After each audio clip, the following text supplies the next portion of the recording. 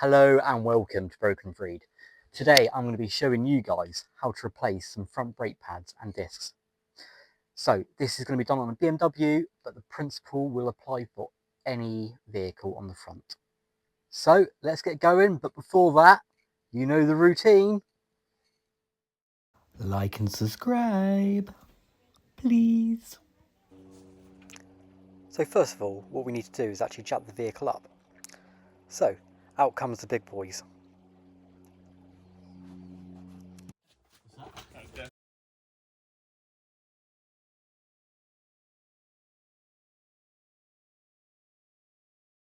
So on the BMWs, they actually have a jacking pad on underneath it. So this is where I'm actually jacking the vehicle up from. But if you would like to have a short video on where to jack up your vehicle, then please leave a comment and I'll show you how to do it. So this vehicle actually belongs to one of my oldest friends, a guy I've known since I was at school, a guy called Sam. So he gave me a call and said, "Brother, I've got some issues with my brakes." So I dropped what I was doing and I came over to help him out. You might be thinking, well, ooh, why did you drop everything? Watch at the end and you'll find out why. So, now the vehicle has now been jacked up, I'm now putting an axle stand underneath it because, let's face it, I've only got one beautiful face and I want to try and protect this. Safety first. Let me know if there's anything I can do. Yeah.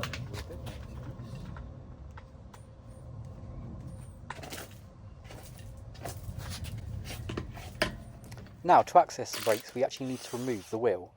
This is what I'm doing here. So, I've already removed the locking wheel nuts because you shouldn't really be undoing those with an impact gun.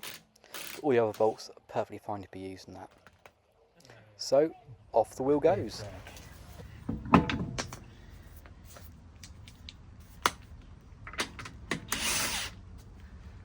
Pretty certain we've got a pop-up gazebo at home. We could have bought that.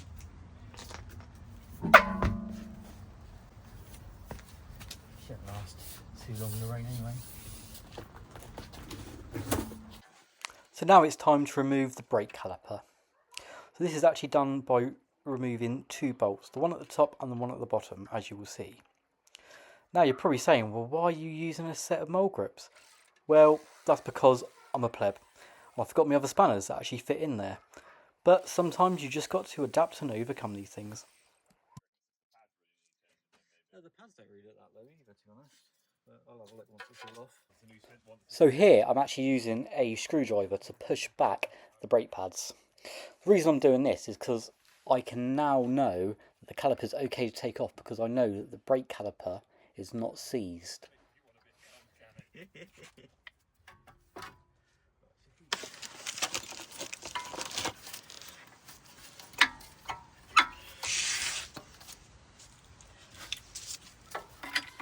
So now that the brake caliper is actually removed, it's time to get the brake pads out.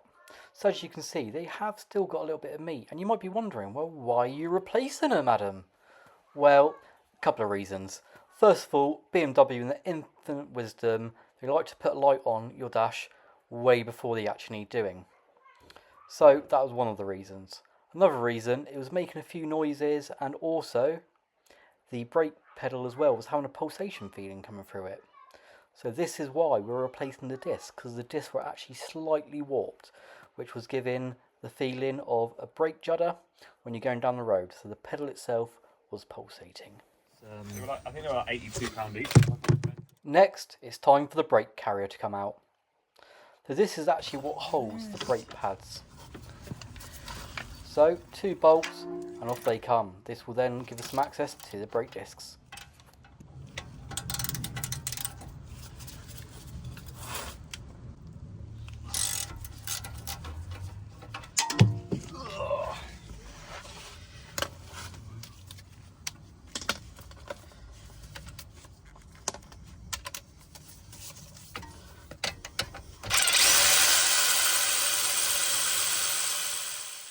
Now, power tools are optional, but sometimes you've got to compensate for what you haven't got and get some power on it.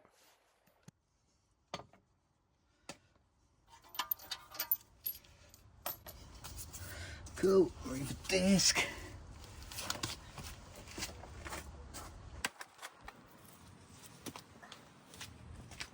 So now it's time to remove the brake disc. So if you keep watching, I'll actually give you a little hint. If you've got a grub screw on your brake disc, give it a little tap with a hammer. This will help it to actually come loose and come out. You're welcome.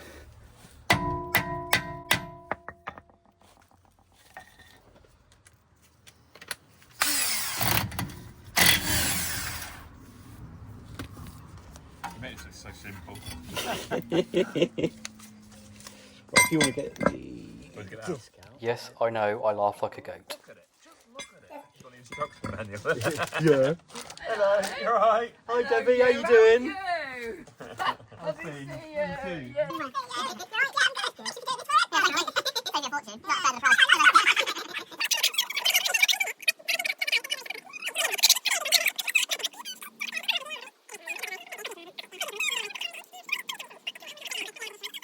So after a little reunion break with my friend's mum and a little chat, we had to get back into it. Now for the most important part of the job, cleaning. You have to clean all the surface areas when you're doing any works on brakes. So this is actually where the brake disc will actually fit to the hub. You need to make sure this is nice and clean, no rust, no dirt, no crap. This is what will cause your brakes to actually warp, because if there's something in between it, it won't be set flush and it will cause you issues. So take your time, make it clean, job's a good un.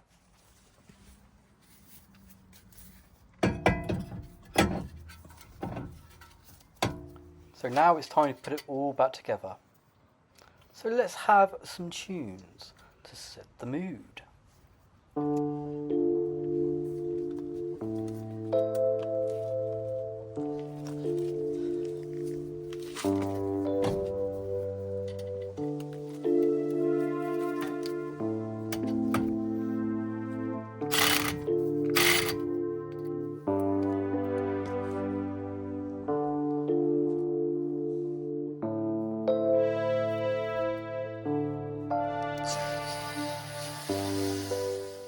Wait, hold up. Some more cleaning now in progress.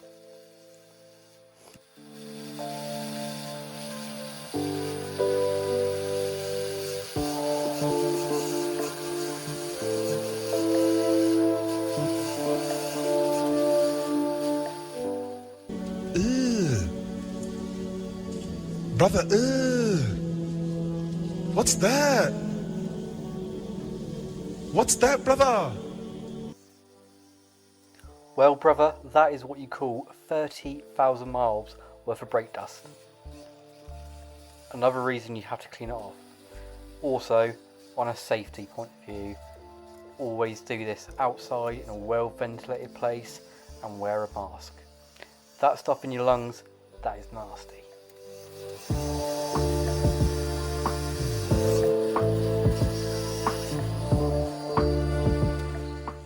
Once all clean, this is a perfect opportunity to check your brake sliders. So what I was just moving in and out, they need to move nice and smoothly.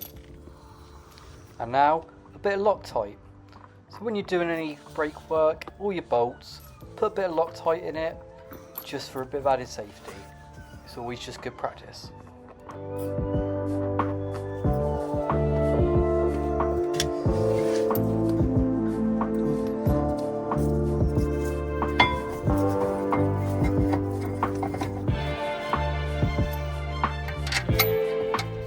Now the brake carrier goes back on.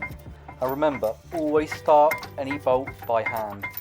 Otherwise it cross threads and it gets emotional very, very quickly.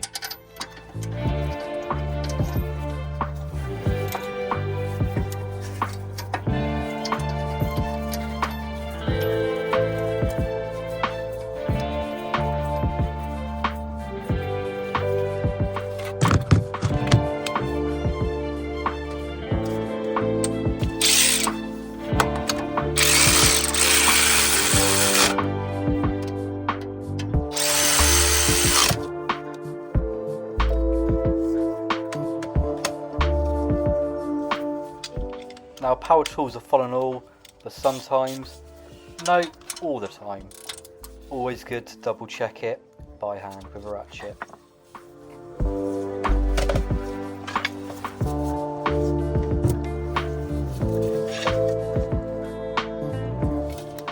Told you so.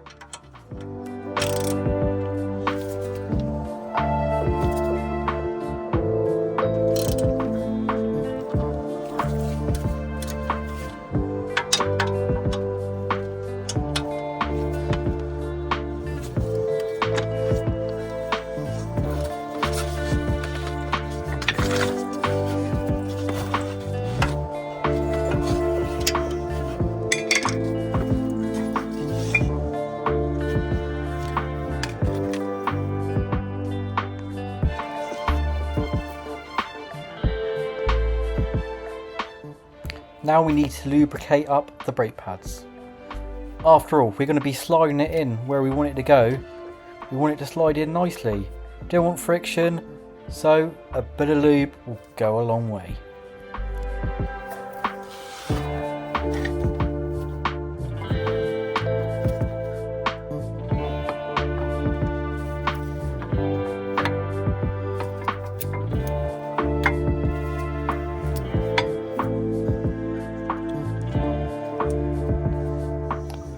So, where the brakes do get hot, you can't just use any type of grease. It needs to be high temperature grease.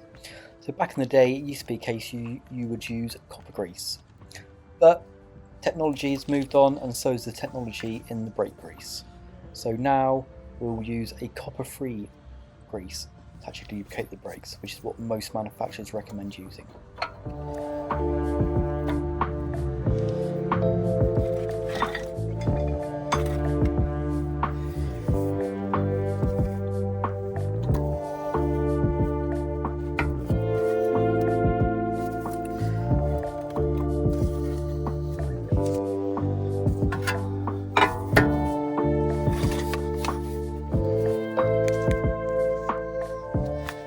Now it's time to push back the piston on the brake caliper.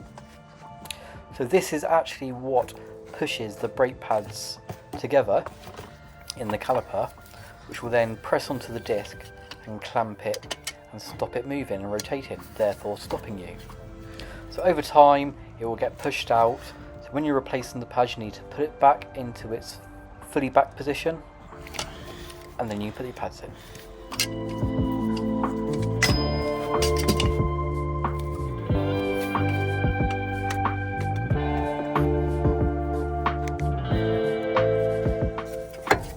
Now we can put the brake caliper back on, now the pads are fitted. One thing I will say, always make sure that the brake hose which connects to the brake caliper is nice and straight and no kinks. That will cause problems and no brakes, and that ain't good for anybody.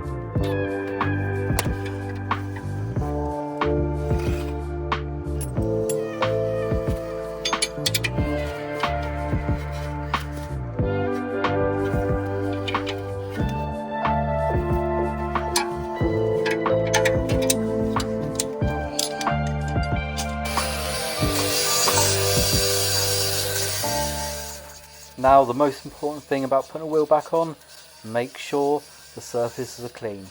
Two reasons for this. First of all, if it's got corrosion on it, it's not going to sit flush, is it?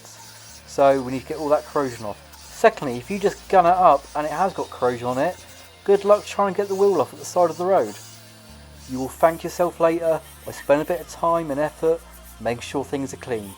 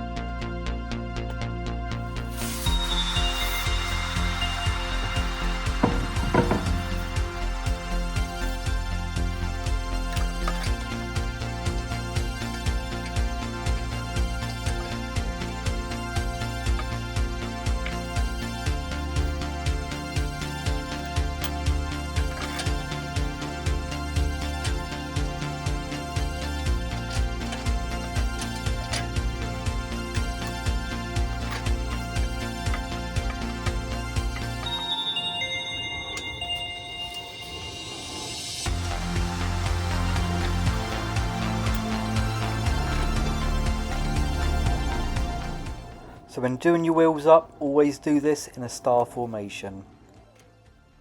You only really want to nip them up, and remember, don't gun up your locking wheel nut.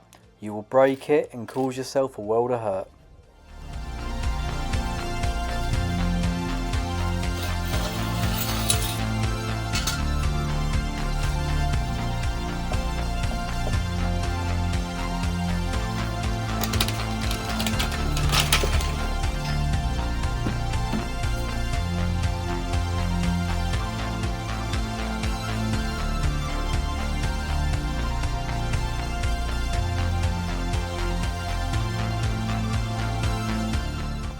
Now we get the torque wrench out. Every time you remove the wheel, get your torque wrench out, set it to what the manufacturer says it's got to be, and then you'll be golden.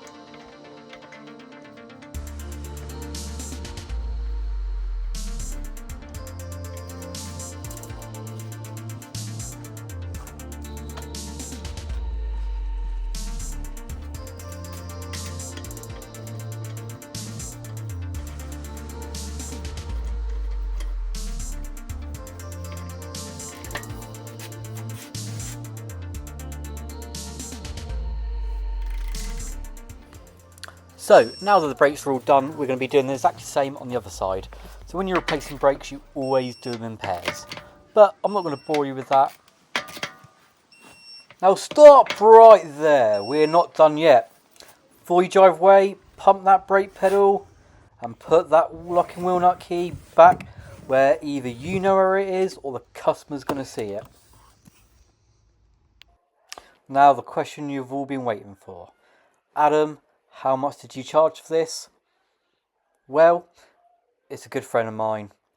And sometimes if you can help a buddy out, that is worth more than any amount of money in the world. So in this case, some burgers and some beers, all cooked by Sam in the pouring rain, was worth it enough. So guys, I hope you enjoyed it. And you're now ready to tackle a set of brakes yourself. If you've got any questions, please leave a comment. And if you like the video, leave a comment as well. Thank you for watching, and we'll see you next time on Broken and Freed.